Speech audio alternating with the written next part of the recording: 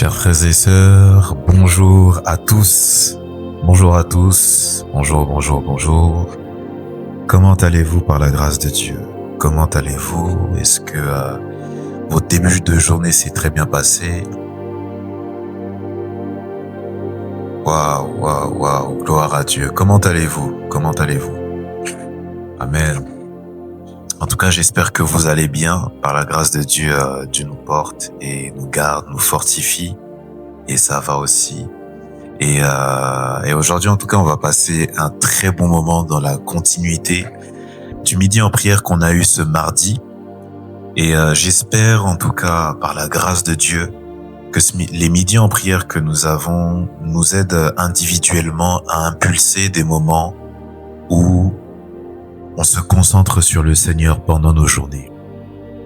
Peut-être que ton midi en prière à toi, c'est 13 heures en prière, 14 heures, 15 heures. Mais la démarche est telle que nous voulons pas seulement que le Seigneur soit à des heures religieuses, si on peut le dire ça comme ça, que la prière soit placée à des heures religieuses seulement, des moments où on cherche même pas à partager quoi que ce soit avec lui. Mais on veut vraiment lui donner toute la place. Et c'est le but de midi en prière, c'est de pouvoir avoir un exemple, un modèle que l'on peut appliquer dans sa propre vie individuelle, dans son intimité personnelle avec le Seigneur. Amen. Et midi en prière, ça peut se vivre également de manière collective, comme là on est en train de le faire, les mardis et les jeudis à partir de 12 heures. Amen. Que Dieu soit loué au passage parce que je vois qu'on est de plus en plus connectés et ça c'est grâce à l'effort de tout un chacun. C'est pour ça que je vous encourage une fois de plus à pouvoir partager ces moments, à les liker, les partager dans vos stories parce que plus les gens le voient, plus les gens voient la story et plus ça permet à ce que ils puissent cliquer et se connecter aussi et puis inclure ça aussi, cette dynamique-là dans leur vie de prière.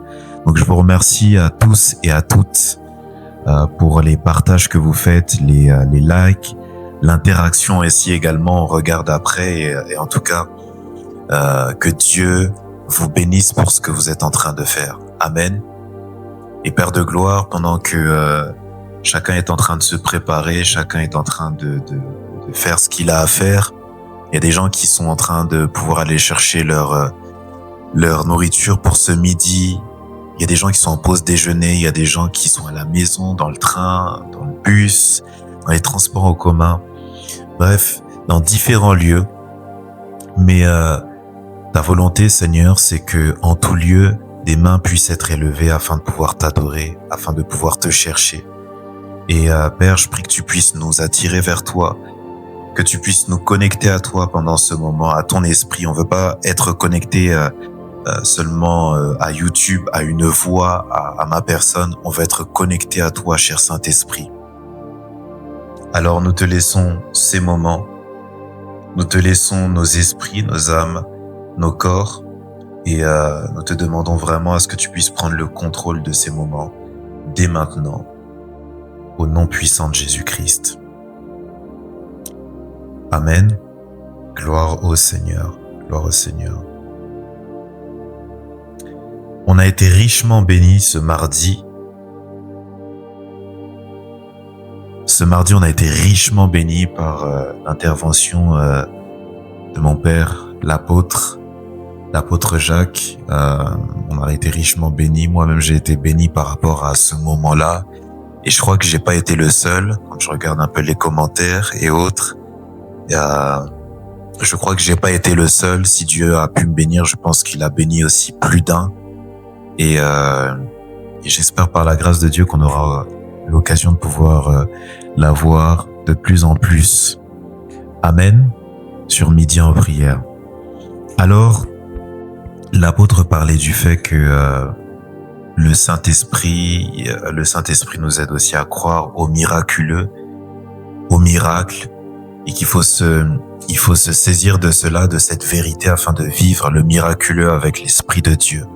Et j'aimerais surfer toujours sur sur la même tendance, sur ce qui a été dit, toujours dans la même dynamique.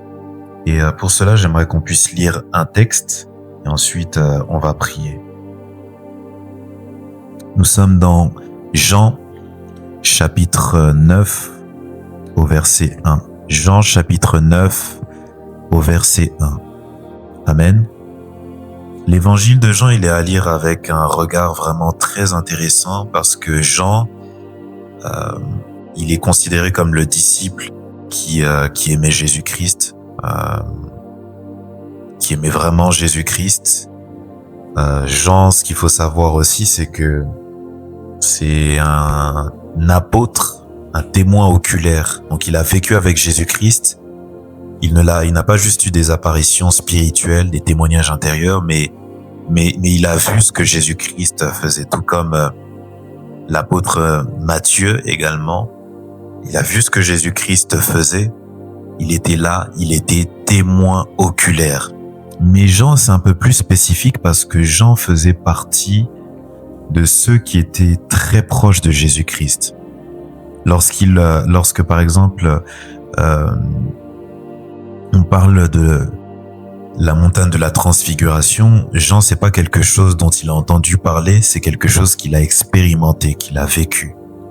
Donc il y a une attention particulière à accorder à ce que Jean peut raconter. Et voici ce qu'il va dire dans Jean chapitre 9 au verset 1. Jésus vit en passant un homme aveugle de naissance. Ses disciples lui firent cette question. Rabbi, qui a péché, cet homme ou ses parents, pour qu'il soit né aveugle? Alors Jésus lui répondit au verset 3, ce n'est pas que lui ou ses parents aient péché, mais c'est afin que les œuvres de Dieu soient manifestées en lui.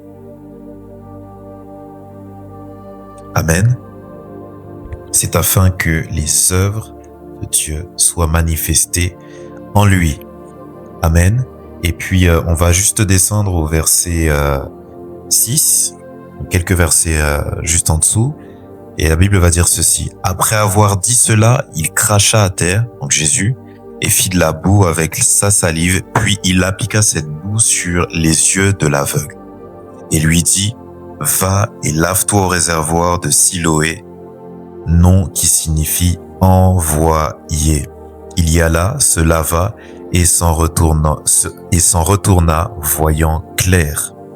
Ses voisins et ceux qui auparavant l'avaient connu comme un mendiant disaient, n'est-ce pas là celui qui se tenait assis et qui mendiait?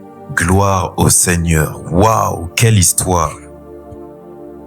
Alors, dans ce texte-là qu'on est en train de lire, on voit un homme qui, si on comprend bien les choses, si on met bien les choses ensemble, et la Bible est assez claire là-dessus, on voit un homme qui est né aveugle de naissance, pas parce que ses parents ont péché, pas parce que ses parents peut-être ont un défaut de fabrication, mais un homme qui est né aveugle de naissance parce que Dieu l'a voulu. Parce que au verset 3, on nous dit, ce n'est pas lui ou ses parents, ce n'est pas que lui ou ses parents aient péché, mais c'est afin que les œuvres de Dieu soient manifestées en lui. Donc c'est Dieu qui a permis à ce que cet homme naisse aveugle de naissance. Alléluia. Mais ce que j'aime dans cette histoire, c'est que Dieu a permis que cet homme naisse aveugle de naissance, mais Dieu a permis également à ce que cet homme recouvre la vue. Amen. Et Dieu l'a permis, il explique pourquoi, parce qu'il souhaitait que les œuvres de Dieu soient manifestées en lui. En d'autres termes, que la gloire de Dieu soit visible. Il souhaitait que cet homme soit un témoin de ce que Dieu est capable de faire. Alléluia. Qu'il ne l'ait pas entendu, qu'on ne lui ait pas dit, mais qu'il soit témoin. Alléluia. Et j'aimerais prier ensemble avec vous cet après-midi, pendant ce midi en prière, parce qu'on est plusieurs à vivre des situations où Dieu a prévu, a permis que les situations soient comme bloquées, que les situations soient aux yeux du monde, et même des fois à nos yeux, comme étant en notre défaveur. Alors qu'en réalité, ce que Dieu attend, c'est qu'il y ait une rencontre entre la divinité et la créature. Et pendant ce midi en prière, on va rentrer dans cette dynamique-là. Pendant cette fin de semaine, on va rentrer dans cette dynamique-là avec les personnes que tu côtoies, qui t'entourent, que ce soit ton binôme, que ce soit une personne qui te suit, que ce soit une personne que tu vois dans la rue ou peu importe la sphère, là où tu seras. Mais j'aimerais qu'on puisse rentrer dans cette dynamique-là. J'aimerais te communiquer ce feu-là pendant ce midi en prière. Il y a des situations que Dieu permet dans nos vies. Je ne parle pas de toutes les situations, mais il y a des situations que Dieu permet consciemment dans nos vies afin que sa gloire puisse éclater, afin qu'on ne puisse pas dire que c'est un homme, que c'est grâce à une femme, que c'est grâce à qui que ce soit, si ce n'est que Dieu. La Bible dit, crois au Seigneur et tu verras la gloire de Dieu. Si tu crois, tu verras la gloire de Dieu. Amen. Car rien n'est impossible à Dieu. Alors pendant ce midi en prière, j'aimerais que tu puisses commencer déjà à te mettre en attitude de prière. Il y a une situation que tu es en train de vivre. En réalité, c'est pour que la gloire de Dieu puisse éclater. Mais ce que Dieu te demande, ce que Dieu veut, c'est que tu puisses reconnaître que tu as besoin de lui. Ce que Dieu te demande, ce que Dieu veut, c'est que tu puisses faire ce qu'il t'a demandé. Parce que cet homme, la Bible nous montre que Jésus-Christ a craché dans de la boue, il a appliqué cette boue sur les yeux de cet homme, mais ensuite, il a demandé à cet homme de pouvoir partir dans le réservoir de Siloé afin de pouvoir se laver au final ou se débarbouiller, si on peut dire ça, le visage. C'est ça qu'on comprend en tout cas, qu'on peut comprendre de cette histoire-là. Et cet homme a recouvert la vue. Amen. Et par rapport à ce que Dieu veut débloquer dans ta vie, il y a des instructions que le Seigneur, le Saint-Esprit, va t'indiquer. Parce que le Saint-Esprit te rappelle, my God, le Saint-Esprit te rappelle les enseignements de Christ. Il vous rappellera, la Bible dit qu'il nous rappellera les paroles de Jésus-Christ. Et il y a des paroles que Jésus-Christ a déjà prononcées. Alléluia. Il y a des paroles que Jésus-Christ a déjà prononcées pour ta vie, pour le déblocage de ta situation. Il y a des paroles, il y a des choses que Dieu a déjà dit parce que en réalité, certaines situations, certaines choses qui nous arrivent sont préméditées par Dieu.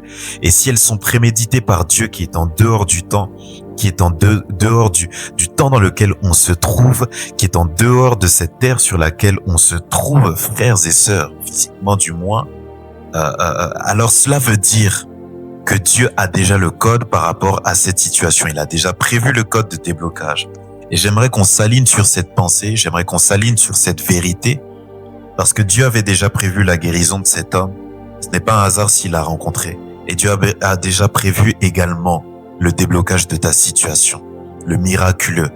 Alors j'aimerais qu'on se connecte au Saint-Esprit. Il y a une rencontre qui doit se faire entre cette vérité que tu appliques dans ta vie et ce que Dieu veut faire, ce que Dieu a déjà prévu. Seigneur Jésus, cet après-midi, pendant ce midi en prière, on veut s'accrocher à cette vérité. De la même manière que cet homme a été guéri, de la même manière que cet homme a recouvert la vue, Saint-Esprit, je veux recouvrir également la vue sur ce qui était mort dans ma vie. Je veux me saisir de cette vérité parce qu'il y a des choses que tu as prévues toi-même dans ma vie afin de faire éclater ta gloire. Seigneur, ta gloire ne m'appartient pas. Ta gloire n'appartient pas à un homme. Ta gloire t'appartient, Seigneur. Et ta gloire a besoin de s'éclater, Seigneur, sur cette terre. Seigneur, c'est dans ton intérêt, mais c'est également dans mon intérêt, Seigneur. Alors, je prie que cette rencontre puisse se faire, Seigneur, entre le divin et l'humain. Seigneur, je suis limité, mais toi, cher Saint-Esprit, tu es illimité. Saint-Esprit, je suis incapable de pouvoir sortir de la situation dans laquelle je suis. Mais toi, tu as déjà prévu le miraculeux pour ma vie parce que tu tiens ma destinée, Seigneur. C'est toi qui as tracé les lignes de ma destinée. Tu as dit dans ta parole que tu as prévu des projets de bonheur pour ma vie. Cher Saint-Esprit, je prie pendant ce midi en prière que je puisse comprendre les instructions que Jésus-Christ a déjà données sur ma vie, parce qu'en réalité, ma destinée est déjà tracée. En réalité, les solutions sur les blocages dans ma destinée ont déjà été données. Et Saint-Esprit, toi qui rappelles les paroles de Christ, je veux m'accrocher à cette vérité. Je veux m'accrocher aux enseignements de Christ. Saint-Esprit, je ne sais pas quel est mon va et lave-toi dans ce réservoir de Siloé, mais aujourd'hui je prie de pouvoir télécharger cette chose-là. Aujourd'hui je prie de pouvoir garder cela en moi. Je prie de pouvoir comprendre cela. Il y a des mystères que je ne comprends pas. Saint-Esprit, il y a des choses, je pensais que c'était ma faute. Je pensais que c'était peut-être la faute de mes parents. Alors qu'en réalité, tu as prévu ces choses pour que ta gloire éclate. Je ne parle pas de toutes les situations de ma vie, mais Seigneur, éclaire-moi sur les situations sur lesquelles c'est toi qui avais prévu que je vive cela. C'est toi qui avais prévu déjà bien avant. Et si tu l'as prévu, Seigneur, sors-moi du filet de l'oiseleur. Sors-moi du filet de l'oiseleur. Sors-moi, Seigneur Jésus-Christ, de ce ravin, ce trou dans lequel je suis. Si tu as prévu également comme Joseph que cet homme, Seigneur, puisse être dans un trou et puis par la suite, comme par hasard pour les êtres humains, puisse être détecté par ces marchands, par ces vendeurs, par ces personnes, ces nomades qui passaient là, ces commerçants qui passaient là pour pouvoir aller quelque part, et tu as permis qu'il puisse voir Joseph. Seigneur, dans le trou dans lequel je me trouve, je sais que tu as prévu une main tendue pour moi. Moi, j'attendais peut-être une échelle, mais toi, tu avais prévu des personnes qui passeraient, qui me tendraient la main, qui me tendraient une corde.